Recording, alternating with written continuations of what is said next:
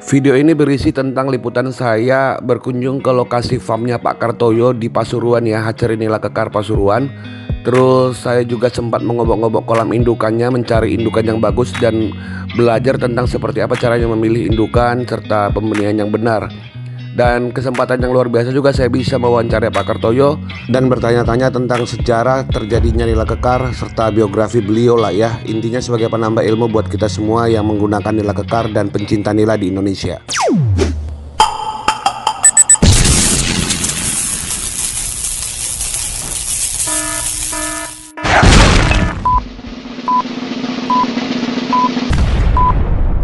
Step one, wake up early, gonna rise with the sun. Step two, get some good, some food in you. Step three, think real hard about what you wanna be. Step four, everybody just do your thing. Wake up, today's gonna be a good day. Wake up, today's gonna be a good day. Wake up, today's gonna be a good day. Wake up, today's gonna be a Halo kawan-kawan, jumpa kembali di channel vlog Bang Dulo, channel yang membahas segala sesuatu tentang budidaya ikan nila. Nah, masih di video round-round saya, kebetulan saya diberikan kesempatan untuk berjumpa langsung dengan Pak Kartoyo ya, penemu nila kekar. Jadi saya berkunjung ke Pasuruan, Jawa Timur untuk berjumpa dengan sesepuh kita, Bapak Kartoyo di hatchery-nya nila kekar Pasuruan. Latar belakang saya membuat video ini karena tidak ada satu video pun yang pernah mengulas secara lengkap langsung dari beliau ya, Pak Kartoyo sebagai penemu nila kekar, mengenai seperti apa nila kekar ini. Terus kita juga kurang tahu banyak lah ya tentang biografi Pak Kartoyo ini sebenarnya berasal dari mana sih. Jadi memang karena saya pernah menggunakan nila kekar dan beberapa kali membuat video nila kekar, dari testimoni teman-teman saya juga yang menggunakan nila kekar ya. Terus kita juga di farm memproduksi nila kekar, sangat luar biasa sekali. Jadi saya berkeinginan agar beliau ini bisa menceritakan langsung ke kita seperti apa sih sebenarnya nila kekar ini. Tujuannya kurang lebih seperti itulah ya. Nah, pertanyaan saya yang pertama itu adalah pengalaman beliau atau bisa dibilang biografi singkat lah ya tentang pekerjaan beliau sebelum terjun menggeluti nila kekar ini atau memproduksi nila kekar. Begini jawabannya. Assalamualaikum warahmatullahi wabarakatuh. Saya Kartoyo dari hatchery nila kekar Pasuruan. Sebelum saya menekuni secara intensif pembenihan nila kekar ini, saya ada pengalaman di pekuliahan, jadi membuat induk di salah satu instansi pemerintah yang memang punya fasilitas dan kewenangan untuk membuat induk. Kemudian saya juga bekerja di hatchery nila beberapa perusahaan, di mana saya juga berusaha karena saya dituntut untuk membuat benih sebanyak-banyaknya dan tidak tersedia induk secara cukup, jadi saya butuh banyak. Tetapi di dalam pelaksanaannya ini kita ada hambatan bahwa beberapa spek yang bagus seperti efisiensi pakan itu kita tidak bisa sepenuhnya memberikan ini kepada pembudidaya. Kemudian pertumbuhan yang cepat, kemudian tidak cepat beranak. Ini yang jadi, katakan saja, parameter utama. Itu kita tidak bisa karena memang ada kepentingan yang berbeda. Beberapa perusahaan memang menginginkan jangan efisiensi pakannya bagus. Ini kan kerugian. Ada perusahaan budidaya besar punya hatchery, dia juga berkepentingan dengan grade satunya, yang grade 2-nya dia tidak pakai bisa dikeluarkan ke pembudidaya. Inilah yang menurut saya mendorong idealisme saya, bagaimana saya memproduksi kekar ini sesuai dengan kebutuhan mutu, itu kebutuhan. Nah, sebenarnya hasil wawancara saya tentang autobiografi beliau ini sangat panjang ya. Jadi saya potong saja karena menurut saya itu tidak layak saya menyebutkan beberapa perusahaan yang pernah mempekerjakan beliau. Jadi secara singkat bisa saya jelaskan bahwa Pak Kartoyo ini dulunya bekerja sebagai di Balai Benih ya, sebagai pegawai negeri, terus pensiun. Setelah itu beliau mulai di-hire oleh beberapa perusahaan pakan. Bahkan pakan-pakan besar, hampir keseluruhan yang disebutkan beliau itu adalah perusahaan-perusahaan besar di-hire untuk menciptakan benih yang unggul. Karena kan banyak program-program pabrik pakan ini untuk menciptakan benih yang unggul. Namun dalam perjalanannya beberapa tahun beliau melakukan hal tersebut sampai keliling Indonesia, beliau mendapatkan sedikit, menurut saya itu mendapatkan sedikit kekesalan sendiri ya. Karena benih-benih yang beliau ciptakan yang bagus-bagus tersebut justru tidak disebarkan ke khalayak ramai atau tidak disebarkan ke pembudidaya, karena ada hal-hal tertentu yang berhubungan dengan kepentingan perusahaan, sehingga justru yang dihasilkan yang bagus ini tidak disebarkan begitu. Dan karena dia merasa kesal, idealismenya timbul, akhirnya dia keluar dari perusahaan tersebut dan mendirikan Nila Kekar sendiri. Kurang lebih seperti itulah ya. Jadi saya juga sempat menanyakan ke Pak Kartoyo itu contoh sederhana seperti apa. Jadi Pak Kartoyo ini menciptakan atau ditugaskan untuk menciptakan benih yang unggul. Nah, benih yang unggul yang diciptakan oleh Pak Kartoyo ini menghasilkan benih yang cepat besar, terus efisiensi pakannya juga sangat luar biasa. Maksudnya pakan yang digunakan juga semakin sedikit, ikannya cepat besar gitu kan.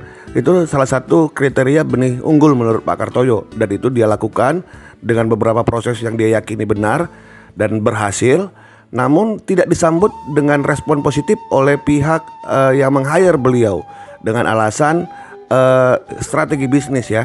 Jika misalnya contohnya ikan itu pakannya rendah, tentunya ini akan berakibat efeknya jumlah pakan yang dikeluarkan atau yang dijual pabrik juga semakin sedikit, kurang lebih seperti itu.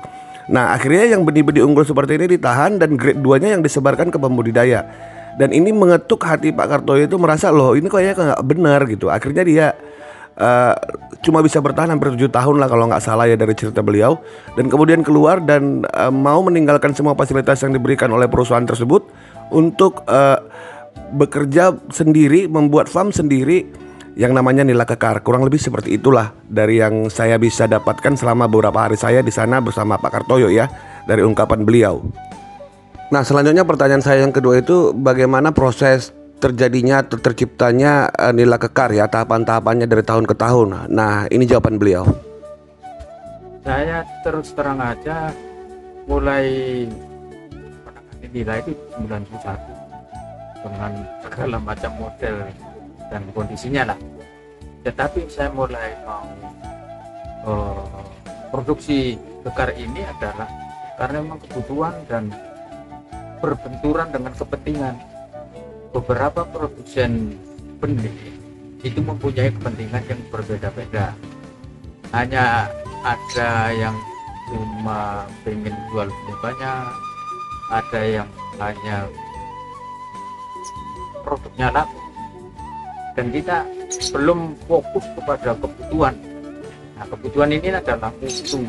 Jadi bagaimana sebuah budidaya untuk pembesaran yang menggunakan pakan, tetapi ikannya tidak responsibel. Inilah kenapa Kekar kita buat. Jadi sasaran pertama kita adalah bagaimana kebutuhan pembudidaya ini bisa dipenuhi oleh kualitas benih kita. Ikan yang bisa besar itu mempunyai ciri-ciri tersendiri. Inilah yang harus kita baca, dan itu kita secara visual, kualitatif, kemudian juga kita mengukur morfometrik. Ini yang fenotip kuantitatif. Jadi bagaimana ikan yang pertumbuhannya cepat, kemudian efisiensi pakannya bagus, ya dicerminkan dari sana. Jadi kita membuat benih memulai dari induknya. Setelah beberapa tahun, terutama setelah kita mulai buat bibit Kekar itu kan 2007. Kemudian di situ ada banyak kepentingan, diantaranya yang kebutuhan pembudidaya itu ya belum tercukupi. Nah inilah makanya kekar ini kita buat 27 dengan kekar 27. Kemudian kita perbaiki lagi setelah kita mulai bisa mandiri ya, mulai kita bisa mandiri di lahan kita sendiri 2010. Kita pilih induk-induk yang luar biasa besar pertumbuhannya. Kita belum detail banget, dan di 2007 ini kita di sebuah perusahaan swasta bahkan, dan itu kita tidak bisa sepenuhnya mengaplikasikan kebutuhan dari pembudidaya. Nah, di 2010 lah ini kita bisa full apa yang kita ingin buat dan kita dibutuhkan oleh pembudidaya, full kita bisa kerjakan. Kemudian 2015 kita bikin strain yang baru dengan bantuan dari teman-teman dinas lah, karena fasilitas kita terus terang belum mampu. Nah, ada beberapa hambatan-hambatan yang kita ketemukan di 2015 itu. Kenapa sih ikan kita ini beda misalnya dengan ikan yang untuk pertumbuhan 1 kg up gitu. Apa bedanya sih? Di 2021 kita coba pendekatan yang lebih detail. Kita masukkan parameter ketebalan, thickness. Itu coba, oh ternyata beberapa strain yang diperuntukkan bagi ikan yang 1 kg itu mempunyai kelebihan di ketebalan. Itu dulu kita nggak perhatikan betul dari 2 dimensi. Ikan saya juga tinggi, mereka ikannya juga tinggi, tapi ketebalannya ternyata beda. Nah ini nanti yang kita kerjasamakan dengan teman-teman di perguruan tinggi untuk diskripsikan. Jadi kalau selama ini kita akan masih empiris lah, yang ketemu sehari-hari seperti ini nggak mungkin salah, karena sehari ini juga begitu. Cuman ilmiahnya bagaimana, ini nanti harus dalam skripsi, dalam tulisan yang ilmiah. Nah, dari pernyataan Pak Kartoyo ini kita bisa tahu bahwa beliau masih terus berusaha untuk mengembangkan mutu dari nila kekarnya ya, dari tahun ke tahun, dan progresnya terus bekerja. Dia punya mimpi yang belum sampai di sini saja gitu. Jadi nila kekar ini masih terus diperbarui dengan proses yang beliau anggap benar ya, dengan bantuan dari pihak lembaga pendidikan seperti Universitas Airlangga di Surabaya, dan beberapa bantuan profesor-profesor yang membackup beliau di data-data ya. Jadi beliau ini memang punya mimpi yang sangat besar untuk bagaimana caranya ikan nila kekar ini memenuhi kebutuhan pembudidaya ya. Karena bagi beliau itu mutu itu adalah kebutuhan. Nah, saya juga mau sampaikan ke kawan-kawan bahwa selama saya di Pasuruan kurang lebih 1 minggu berbincang-bincang dan berbagi ilmu dengan Pak Kartoyo dan timnya, ada beberapa video yang sudah saya buat ya, kurang lebih sekitar 4 video ya, yang nanti akan saya upload satu persatu ya. Jadi ini video pertamanya ketika saya berada di sini. Jadi supaya durasinya tidak panjang, saya bagi jadi beberapa video gitu ya. Dan saya juga mau sampaikan buat kawan-kawan yang baru lihat channel Bang Gulo, jangan lupa di subscribe channelnya ya, terus aktifkan lonceng notifikasi kalian. Terus kalian bisa tekan tombol join yang ada di channel ini jika kalian misalnya ingin berlangganan menonton video-video privat dari Bang Gulo yang khusus pelanggan. Dan tidak lupa juga saya ucapkan terima kasih buat kawan-kawan yang sudah berlangganan ya. Dan jika kalian ingin mendapatkan fasilitas file analisa bisnis dan analisa pakan yang ada di channel ini, kalian bisa hubungin saya ke Instagram @channel_Banggulo ya.